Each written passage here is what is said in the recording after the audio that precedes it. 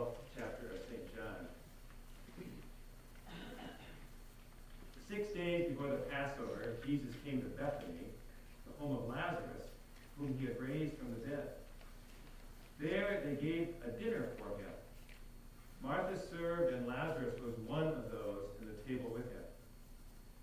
Mary took a pound of costly perfume made of pure nard, anointed Jesus' feet, and wiped them with her hair.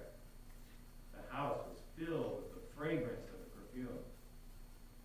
But Judas Iscariot, one of his disciples, the one who was about to betray him, said, "Why was this perfume not sold for 300 denarii and the money given to the poor?" He said this not because he cared about the poor, but because he was a thief. He kept the common purse and used to steal what was put into it. Jesus said, "Leave her alone. She bought it so that she might keep it for the day of my burial. You always have the poor with you, but you do not always have me." The Gospel of the Lord. Thanks be to God. You may be seated. I'd like to invite the children. Children who get in the early service.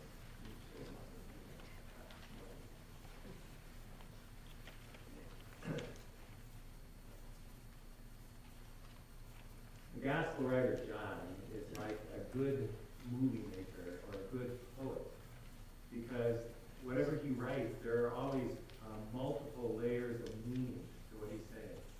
Things are never just what they seem, they're always more than they seem. And so today, in the Gospel lesson, the story of Mary and her bottle of perfume really point to so much more. They point to the extravagant gift of God's life for us and how Jesus pours out his life for those around him. Jesus is at the village of Bethany when this gospel lesson takes place. He's having dinner. Bethany is just outside of Jerusalem, and he's having dinner with three of his best friends, Mary and Martha and their brother Lazarus. The fact that Lazarus is there at the dinner table is a story of itself, because just in the chapter previous to this one, Jesus raised Lazarus from the dead. He had been in the tomb for 4 days. It said you could smell death everywhere when Jesus opened the grave. But suddenly, Jesus in this story has Lazarus with him at the table, and it's the smell of perfume that fills the house this time. During dinner, it says that Mary went out, one of the two sisters, Mary went out and came back, and she had a bottle of perfume, it says, made from pure nard. Nard was a very fragrant plant with fragrant flowers that was grown up high up in the Himalayas. What today are the countries of Nepal and Tibet. In Jesus' day, nard was grown up there.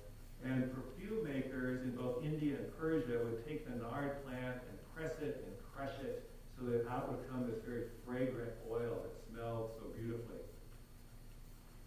And it was that nard perfume, it says, that Mary poured this bottle of perfume on Jesus' feet and wiped them dry with her hair. Now, this kind of anointing with oil was not by itself that unusual at dinner time in a Jewish household.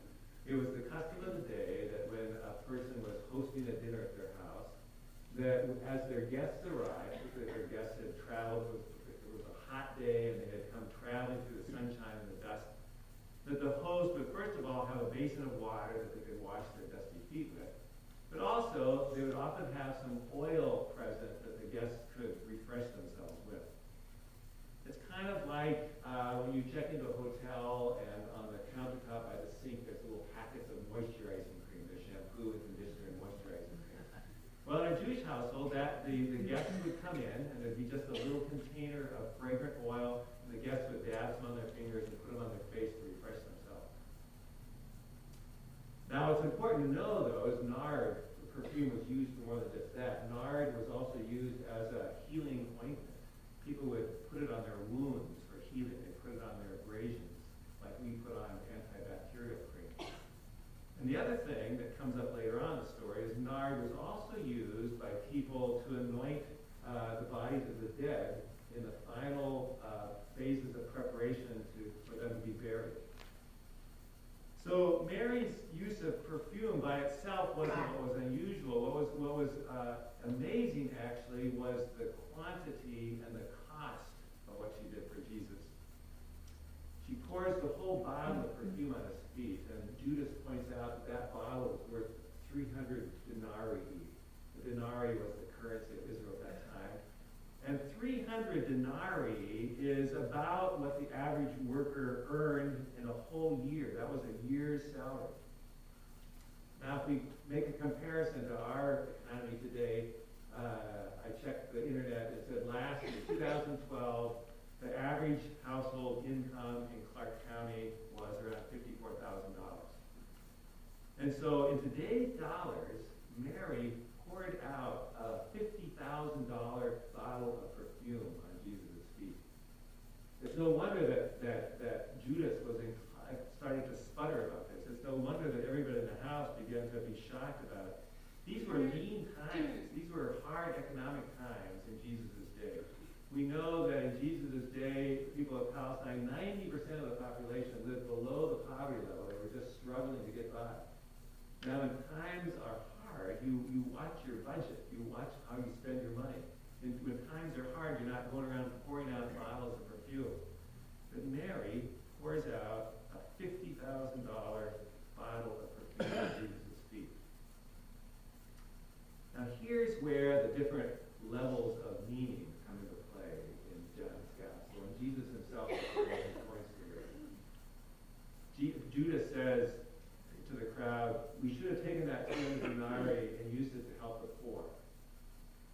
And Jesus says, the poor you will always have with you, but you will not always have me with you. Now, Jesus was not trying to convince them not to help the poor. Jesus spent his whole life helping those in need, including the poor. So we can't use this as a kind of proof text to not help the poor. But what Jesus says is, let's think about timing here. You will have, the poor you will always have with you. You can spend your whole life helping the poor, and you should, Jesus is saying, but you will not always have me with you. This story of Mary and the perfume in John's Gospel takes place immediately before Jesus is arrested and taken to Pilate's court and sentenced to death. It happens immediately. Jesus is just in the process of giving his life for all. And so what he is saying, Mary is getting my body ready to be anointed for death. Mary is getting my body being ready for anointed to death. So this pouring out of the perfume is a preview of that. But the pouring out of this extravagant gift is also a preview of Jesus pouring out his life in blessing to all. Throughout the Gospel of John, Jesus is often pictured as a container from which God's blessing in life is poured out to others. To be more specific, Jesus is often pictured as a chalice from which God pours out blessings to others. For example, in John's Gospel, the very first miracle that Jesus performs is at the wedding in Cana, where they had run out of wine. Remember that story? And Jesus takes 180 gallons of wine that are in big jars there and turns it into 180 gallons of water and changes it into wine. Jesus is literally pouring out joy for that wedding. And then as the Gospel of John continues, Jesus travels around, and wherever he encounters someone who is sick, or someone who is depressed, or someone who is weighed down, Jesus pours out healing into their life, pours out freedom. He comes to that occasion when there are 5,000 people that he's been teaching all day, and they've run out, they don't have any food, and the disciples want to send them home. But instead, Jesus pours out bread and wine that he multiplies. Jesus is the chalice, is the container by which God pours out this extravagant gift of life. And so now, at the end, with the anointing of his body, he's being prepared to also pour out life itself for the sake of all.